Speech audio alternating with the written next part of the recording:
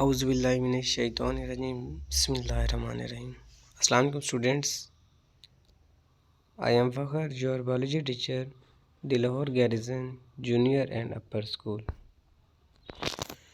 10th class biology, chapter 14। आज का हमारा टॉपिक है sexual reproduction in plants. Sexual reproduction in plants. Sexual reproduction involves the production of gametes, sperm and egg cells and their fusion.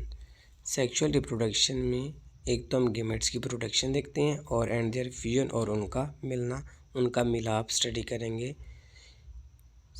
Gametes are produce in special structure in plant body. Gametes क्या हैं? जो sperm और egg cells हैं, इनको हम gametes कहते हैं। Sperms mail के सेल्स होते हैं और एग्स फीमेल के रिप्रोडक्टिव सेल्स होते हैं। Gametes are produce in special structures in plant body. ये जो गैमेट्स हैं प्लांट बॉडी की कोई ख़ास स्ट्रक्चर में बनते हैं, इनको भी हम आगे स्टडी करेंगे।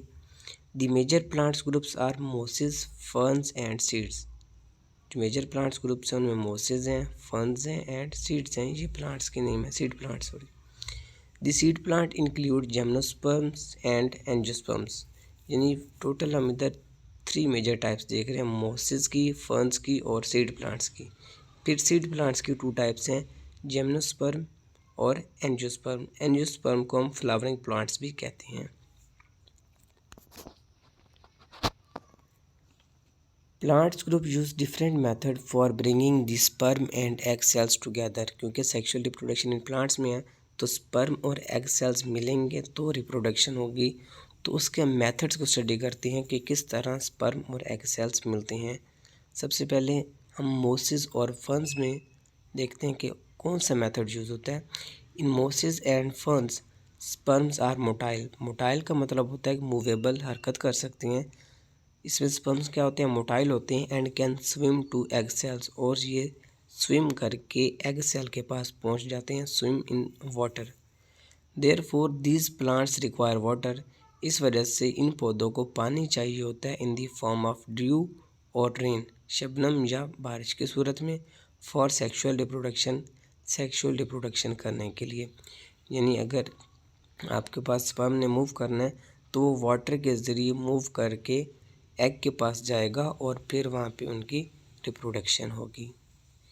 On the other hand, gymnosperms and angiosperms have special methods for carrying their sperms to egg cells.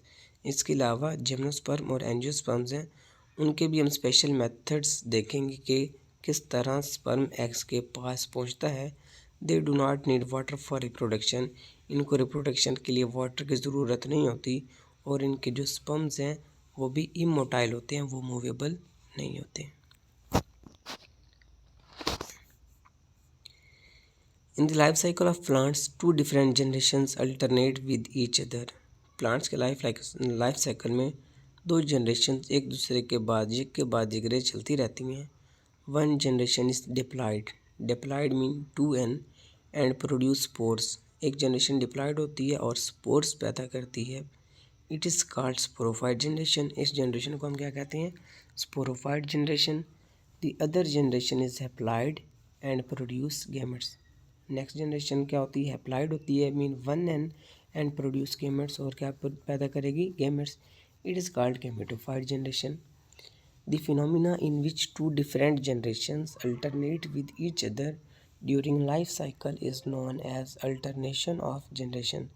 ऐसा फिनोमिना जिसमें दोनों जनरेशन्स एक दूसरे के बाद alternate with each other during life cycle, एक पूरे लाइफ साइकिल में पहले स्पोरोफाइट, फिर गैमेटोफाइट, फिर स्पोरोफाइट, फिर गैमेटोफाइट। तो इस तरह के प्रोसेस, इस तरह के फिनोमिना को हम कहते हैं अल्टरनेशन ऑफ जनरेशन। ये इंपॉर्टेंट शॉर्ट क्वेश्चन है अल्टरनेशन ऑफ जनरेशन का। Most plants sporophyte generation is dominant. ज़्यादा प्लांट्स में क्या होता है? जो स्पोरोफाइट जनरेशन होगी वो डोमिनेंट होती है। It means that it is big in size and is independent. ये साइज में बड़े होंगे और क्या होगी? इंडिपेंडेंट होगी, किसी पे डिपेंड नहीं करेगी। Sporophyte produce haploid spores by meiosis. Sporophyte पहले 2n होते हैं यानी डिप्लॉयड होते हैं, फिर मियोसिस का प्रोसेस होता है और उसके स्पोर्स क्या हो जाते हैं, हैप्लॉइड हो जाते हैं, यानी स्पोरोफाइट से स्पोर्स बन गए मियोसिस के ज़रिए। The spores develop into gametophyte, फिर ये स्पोर्स किस में कन्वर्ट हो जाते हैं, गेमेटोफाइट में। It is small in size, ये साइज़ में छोटे होते हैं, एंड डिपेंड्स अपॉन स्पोरोफाइट, और ये डिपेंड करते हैं किस चीज़ पर, स्पोरोफाइट पर। स्पोरोफाइट होगा, स्पोर्स बनेंगे, उसके बाद गेमेटोफाइट आएगा। It produce gametes by mitosis, फिर मज़ीद ये क्या करते हैं आगे, गेमेटोफाइट से गेमेट्स बनते हैं माइटोसिस के ज़रिए से। The male and female gametes fuse and form diploid zygote, जब मेल और फीमेल की गेमेट्स आपस में मिलते हैं, फ्यूज़ होते हैं, mean egg and sperm cells मिलेंगे तो डिप्लॉइड ज़ाइगोट बन जाएगा। The zygote undergo repeated mitosis, zygote फिर इसमें माइटोसिस का प्रोसेस होगा, and develops into a new diploid sporophyte, और दोबारा से क्या बन जाएगी, स्पोरोफाइट जनरेशन बन जाएगी। हमारे पास डायग्राम है, स्टार्ट से देखें, 2n स्पोरोफाइट है, उसमें मियोसिस का प्रोसेस हुआ है, जी मियोसिस का प्रोसेस हुआ और क्या बन गए, स्पोर्स 1n यानी haploid, 2n diploid 1n haploid, ये कौन सा प्रोसेस हुआ यहाँ पे, मियोसिस का। फिर स्पोर्स में माइटोसिस होती है, मियोसिस और माइटोसिस आपने पढ़ी होगी, मियोसिस में जो हाफ हो जाती है उसकी तादाद, अब पहले 2n डिप्लॉइड थे तो वो 1n हैप्लॉइड हो गए, लेकिन माइटोसिस में सेम यानी कांस्टेंट रहती है। तो स्पोर्स से क्या बने हमारे पास फिर गेमेटोफाइट, अब गेमेटोफाइट भी क्या है, 1n है, यानी माइटोसिस में ये हैप्लॉइड ही रहती हैं। फिर गेमेटोफाइट में दोबारा माइटोसिस का प्रोसेस होता है और 2 गैमेट्स बनते हैं, और ये गैमेट्स भी 1n ही रहते हैं। फिर दोनों गैमेट्स मिलेंगे तो ये क्या बना देंगे, ज़ाइगोट। अब ज़ाइगोट 2n हो जाएगा, 1n उस गैमेट का यानी मेल का और 1n फीमेल का, यानी एग सेल और स्पर्म सेल्स आपस में मिलेंगे तो ज़ाइगोट फॉर्मेशन हो जाएगी, और ज़ाइगोट 2n यानी डिप्लॉइड होती हैं।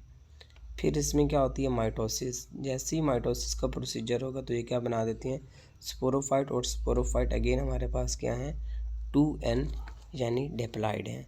तो इस प्रोसीजर को हम कहते हैं अल्टरनेशन ऑफ जनरेशन। ये येलो कलर में आपके पास एक जनरेशन और ब्लू कलर की जो फीलिंग है उसमें दूसरी जनरेशन, यानी स्पोरोफाइट से स्पोर्स, स्पोर्स से फिर गेमेटोफाइट, गेमेटोफाइट से गैमेट्स, गैमेट से ज़ाइगोट, एंड ज़ाइगोट से अगेन स्पोरोफाइट। तो इस जनरेशन को हम कहते हैं अल्टरनेशन ऑफ जनरेशन। ये इंपॉर्टेंट शॉर्ट क्वेश्चन है, विद डायग्राम आपने शॉर्ट क्वेश्चन को याद करना है। थैंक यू, अल्लाह हाफिज़।